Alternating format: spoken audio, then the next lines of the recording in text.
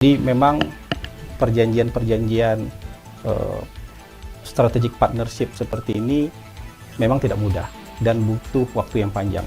Hampir semua CEPA itu butuh waktu yang panjang. Mungkin bukan persoalan kendala, tapi memang ketika mendetailkan perjanjian kerjasama bagaimanapun kan membawa kepentingan nasional masing-masing.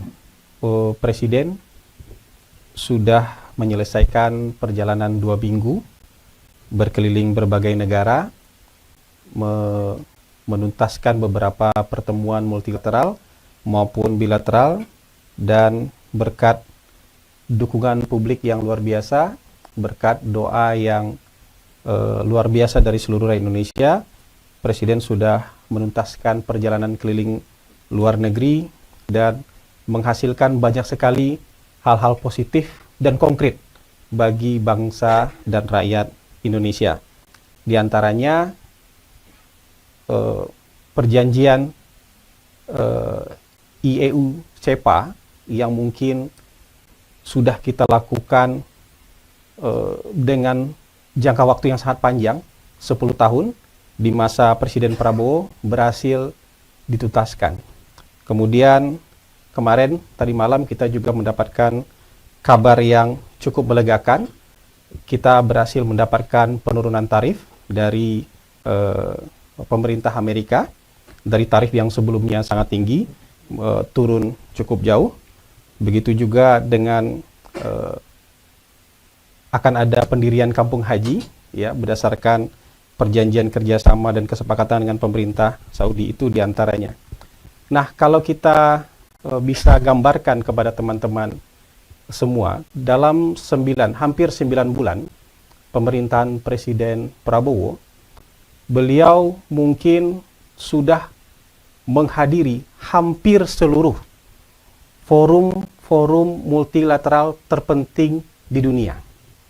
Beliau sudah menghadiri KTT G20. Beliau sudah menghadiri APEC. Sudah berpartisipasi aktif dalam D8 di Kairo, sudah hadir dalam KTT BRICS, sudah hadir dalam KTT ASEAN, sudah hadir di dalam forum multilateral dengan EU, sudah hadir dalam forum ekonomi di Saint Petersburg. Jadi hampir seluruh forum-forum terpenting di dunia sudah dihadiri oleh Presiden, dan pemerintah kita berperan aktif dan sangat mendapatkan respect yang tinggi dari dunia internasional. Jadi tinggal satu lagi, ya, kalau dari forum-forum penting ini tinggal satu lagi nih. Tinggal satu lagi nanti bulan September, sidang umum PBB, ya, di bulan September nanti, dan insya Allah Presiden juga akan hadir di sana. Jadi kalau diibaratkan, kita tinggal di sebuah kampung besar yang kita merupakan rumah keempat terbesar di kampung itu, kita sudah hadir dan berpartisipasi aktif di semua level pertemuan di kampung itu, mulai dari rapat RT, rapat RW, arisan, panitia 17-an, panitia hari besar keagamaan, tinggal rapat desa aja nanti nih.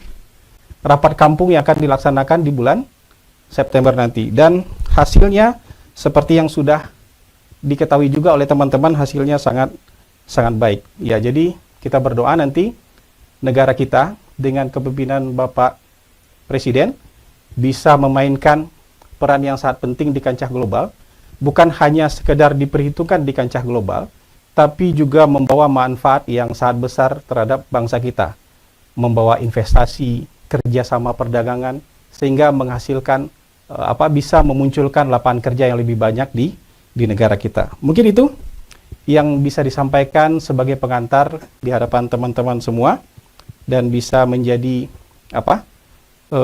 pencerahan juga buat publik di seluruh Indonesia. Saya silakan jika ada pertanyaan-pertanyaan dari teman-teman semua. Baik, terima kasih Pak Kepala. Untuk selanjutnya Pak akan merespon pertanyaan pertama. Silakan dari Mbak Eva, bisa pakai mic Dari siapa? Oke. Bisa disebutkan medianya dan namanya. Izin, selamat siang Pak Hasan, saya Ya, selamat Eva siang. dari Detikom. Baik. Menyangkut yang tadi tentang perjanjian Uni Eropa dan SEPA, itu kan akhirnya Pak Prabowo berhasil menuntaskan setelah 10 tahun berjalan alot. Berarti sebelumnya ada kendala-kendala sehingga perjanjian ini nggak tuntas ya Pak ya. Kira-kira itu apa kendalanya dan apa yang membuat perjanjian ini akhirnya tuntas dengan cepat di era Pak Presiden ini? Terus yang kedua, terkait potensi lapangan kerja dari perjanjian itu kira-kira akan berpotensi menghasilkan lapangan pekerjaan yang seperti apa dan kira-kira jumlahnya berapa gitu Pak. Terima kasih. Baik, terima kasih Eva. Jadi memang perjanjian-perjanjian strategic partnership seperti ini memang tidak mudah dan butuh waktu yang panjang. Hampir semua CEPA itu butuh waktu yang panjang. Mungkin bukan persoalan kendala, tapi memang ketika mendetailkan perjanjian kerjasama bagaimanapun kan membawa kepentingan nasional masing-masing.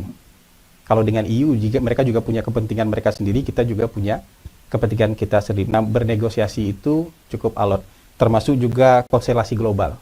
Ya, kita kan perlu juga mencari pasar baru, kerjasama baru, investasi baru di samping yang selama ini sudah ada. Nah, dengan adanya ini, berdasarkan perhitungan dari Kementerian Koordinator Perekonomian, mungkin nanti sebagian besar produk kita masuk ke Eropa itu dengan bebas tarif, sebagian besar. Dan kemungkinan besar ekspor kita bisa meningkat 50%. Berdasarkan perhitungan dari Kemenko Perekonomian, bisa meningkat 50%. Kalau ekspor meningkat 50%, itu artinya kan kinerja industri dalam negeri kan juga meningkat. Dan kalau kinerja industri meningkat, artinya kan serapan tenaga kerja juga akan banyak. Itu dari sisi perdagangan. Begitu juga dari sisi investasi. Kalau sisi investasi juga diprediksi investasi yang sudah cukup besar, sebesar 24 miliar dolar mungkin selama ini dari Uni Eropa, itu akan meningkat juga jauh lebih besar ke negara kita karena perjanjian ini. Dan itu artinya juga kalau investasi masuk kan, logika sederhananya juga lapangan kerja akan tumbuh. Kira-kira bayangan sederhananya seperti itu. Nanti kalau detailnya mungkin bisa kita perdalam dari Kementerian Perekonomian nanti. Jadi kira-kira gambaran sederhananya seperti itu. Perdagangan kita akan meningkat, diprediksi sedikitnya 50%. Artinya kinerja industri kita juga akan meningkat dan butuh lapangan kerja lebih banyak. Kira-kira seperti itu. Silakan. Ya, selanjutnya. Disebutkan media dan namanya. Iqbal, oke. Kemarin malam itu Presiden Amerika Donald Trump sudah mengungkapkan bahwa sudah terjadi kesepakatan tarif antara Indonesia dengan Amerika. Nah, saya pengen tahu bahwa apa sih detail kesepakatan antara Indonesia dan Amerika? Apakah hanya sekedar menurunkan tarif dari 32% menjadi 19%? Kemudian kesepakatan itu apakah masih menguntungkan untuk Indonesia ke depannya? Terima kasih, Mas. Baik, khusus untuk hal ini, saya minta teman-teman, baik teman-teman wartawan maupun masyarakat di seluruh penjuru tanah air, bersabar sedikit lagi. Ya, detailnya sedang dikerjakan oleh tim negosiasi. Ya, kesepakatan payungnya sudah ada, detailnya segera akan dirampungkan. Dan sebentar lagi juga insya Allah Presiden Prabowo Subianto akan mendarat di tanah air dan akan memberikan keterangan yang lebih lengkap soal kesepakatan tarif, perjanjian tarif dengan pihak pemerintah Amerika Serikat. Yang bisa kita garis bawahi pada kesempatan kali ini, mungkin begini, ketika Vietnam itu dari tarif awal bernegosiasi dengan pemerintah Amerika turun menjadi 20%, itu banyak sekali yang mengapresiasi karena berhasil bernegosiasi dengan pemerintah Amerika.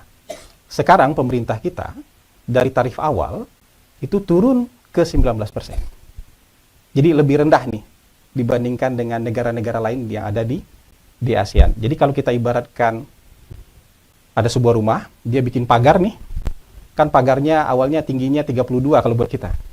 Setelah kita bernegosiasi, pagarnya bisa diturunkan menjadi 19. Ya, tentu ini kemajuan yang juga tidak bisa dibilang kemajuan yang kecil. tidak bisa juga dibilang sebuah keberhasilan yang kecil. Ini melalui perjuangan yang luar biasa dari tim negosiasi kita yang dipimpin oleh Menko Perekonomian. Ini merupakan negosiasi yang juga luar biasa yang dilakukan oleh Presiden kita secara langsung dengan Presiden Donald Trump, dan ini titik temu antara pemerintah kita dengan pemerintah Amerika Serikat. Untuk detailnya, apa saja nanti, saya minta teman-teman bersabar dulu menunggu kepulangan Presiden, karena Presiden yang akan mengumumkan detailnya nanti setibanya di tanah air. Insya Allah sore ini Presiden akan tiba di tanah air. Kira-kira seperti itu. Terima kasih Pak Kepala. Selanjutnya